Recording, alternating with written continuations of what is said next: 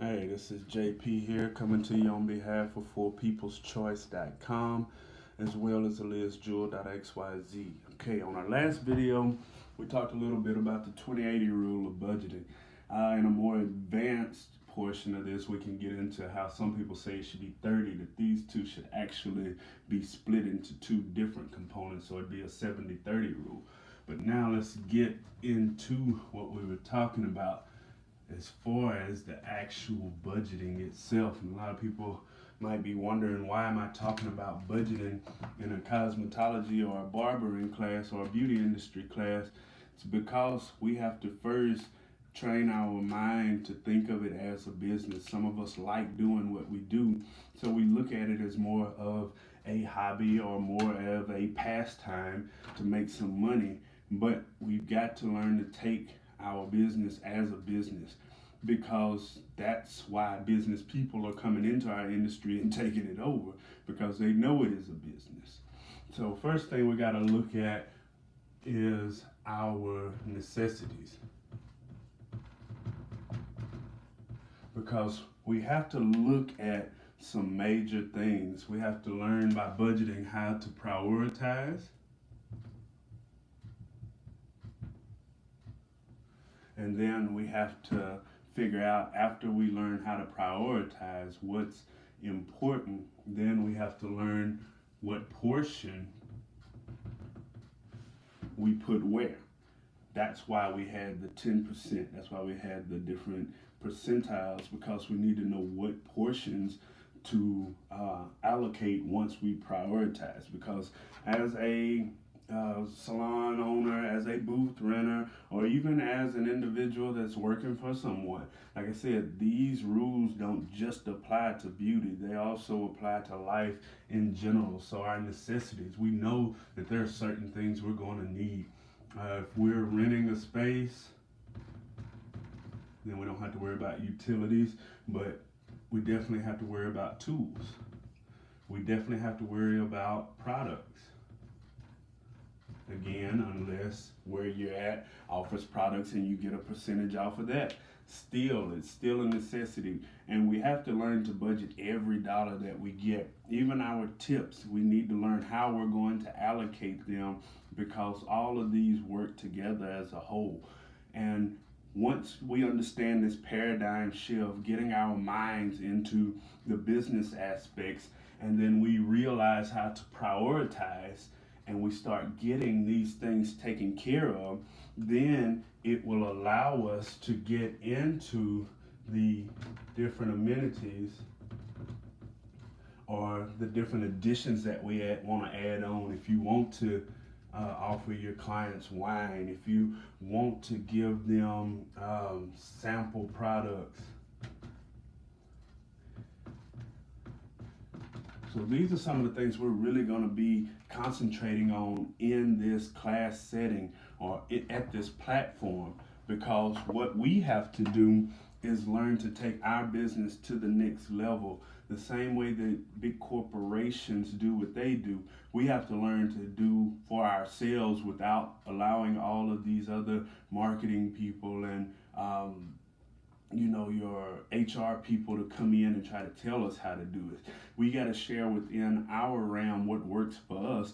That way we can really take our own business back and take it to our level. So once we figure out our necessities and we allocate that and find out how much those are, once we take into, and again, these are going to be optional after we prioritize what needs to be taken care of, and then we find out what portions we need to, then we can work into these. These can't be the priority, because they're add-ons, they're additions. You can do your services without these. You can't do your services without these. So we have to prioritize. We have to put these things in order like they need to be. So once we understand and learn to prioritize, then we can look at the different portions that we want to work with within our budget, because now we can start breaking down into portions of how much do I need to pay for my tools? How much do I need to pay for my products? How much do I need to pay for utilities if I'm getting my own space?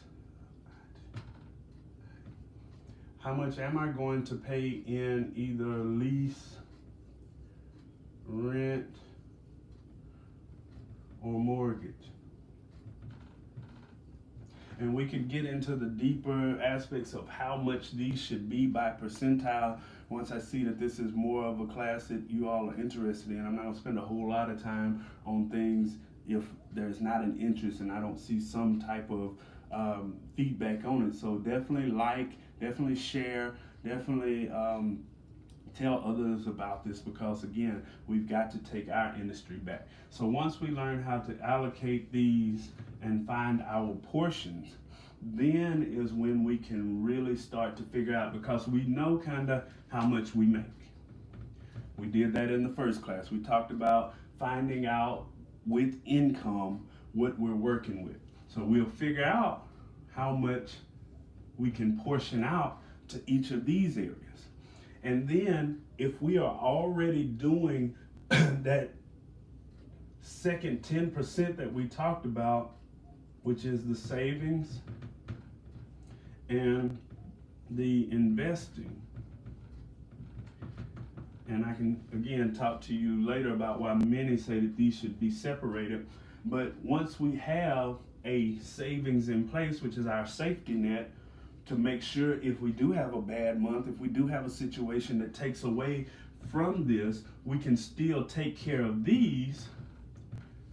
And this is why this is called a budget surplus, because it won't run us in the hole if something happens, which in life happens. You know, so this is why this is called a budget surplus, because when we budget the other way, the budget deficit, this would kill us. And this is why a lot of people go out of business, because they don't prepare for life. They don't prepare for when something might happen. They don't prepare for the ebbs and flows of our industry, because we know that there are seasons in our industry. Some go up and we know that we're raking it in hand over fist, and then we know that there are areas when it slows down. And this is the perfect time for me to be talking about this, because it's about to be, or it is, income tax time. So the people have the money. So now is the time to start creating different ways to increase what it is that you're bringing in. Because once we finish this budget area, we know that this is one of the four and a possible components that we're going to be dealing with. Budget is just the first one. Budget your money. The next one will be increase your income. So the next part we're going to talk about, now that we have a basic understanding of budgeting, and once I see that there's an interest in this, I can go into more details. I just needed to make sure that we understood the premise of the four and a possible concepts of what it takes to be successful. So we'll get budgeting out the way. The next thing we'll talk about is increasing your income. And then from there, we'll talk about protecting your income. From there, we'll talk about increasing your information, or increasing what you do as far as learning and being able to do this stuff better, because this is just going to be a cycle. You're going to budget, you're going to increase your income, you're going to not to leverage, because that's the possible. You're going to budget, you're going to increase your income, you're going to protect your income, and then you're going to increase your information, which will again give you different numbers in which you need to budget, which will again make you need to increase your income, which will again make sure that you have the necessary protections as you've added on different assets and different things to again increase your information, and that possible. So for you spades players, those are the four majors, and the possible is learning how to leverage your income. This is when we'll talk about gaining assets and using the surplus on those assets to go out and get more assets. So now that we've got a little bit of an understanding, like I said, I know I didn't go into too much depth, but again, we've got to change our mindset. That's why the whole first week was nothing about the actual technical side. It was more about know your worth. It's more about know your business. Let's take our business back. Let's stop depending on others to do for us what we need to be doing for ourselves. So again, first part, budget, we've hit on that. We've talked about why we need to budget, because many people think, oh, okay, I can just take care of it in my mindset, or I can take care of it, just kind of jot it down. No, we need an actual written budget, because once we really start getting into this, then we're going to start talking about what is a balance sheet, what is a cash flow statement, what is a profit and loss statement, or income statement. And I went to school to learn this stuff and didn't know I was already doing it just from my business. But once we really start looking into wanting to get our own businesses, once we want to really looking to get in our own spaces, a lot of these lending institutions are going to want financials. And so a written budget turns into your layout for how you create your financials, how you create those different financial statements that we were just talking about. And we will get into those. How do you do a P&L statement or an income statement? How do you do a cash flow statement? How do you do a balance sheet? Which will again help you to keep up with your business in a way that will show others that you are a business.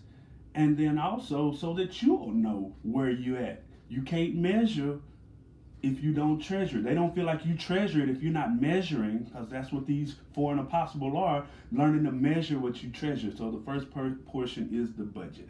So again, this is JP coming to you on behalf of 4peopleschoice.com, 4 People's Choice Education. I've also talked to a gentleman. I know that's going to be a little bit down the road once we get to a little bit more about investing. I talked to a gentleman that's in the cryptocurrency space. So if any of y'all are eager to learn about cryptocurrency, about Bitcoin and Ethereum and Litecoin and all of those different components, and learn what it is, how do you invest in it? This dude is a genius in this area. So again, I'm trying to make this space for us to learn how we can take our business to the next level, because we have to learn multiple income streams so that when our business is slow, we're still making money, learning how to make our money work for us instead of us working so hard for our money. So again, 4peopleschoice.com, alizjewel.xyz. Again, share, like, come and join us. Let's make this move something that's really worth happening, and let's make it spread across the nation and across the world. Let's have a good one.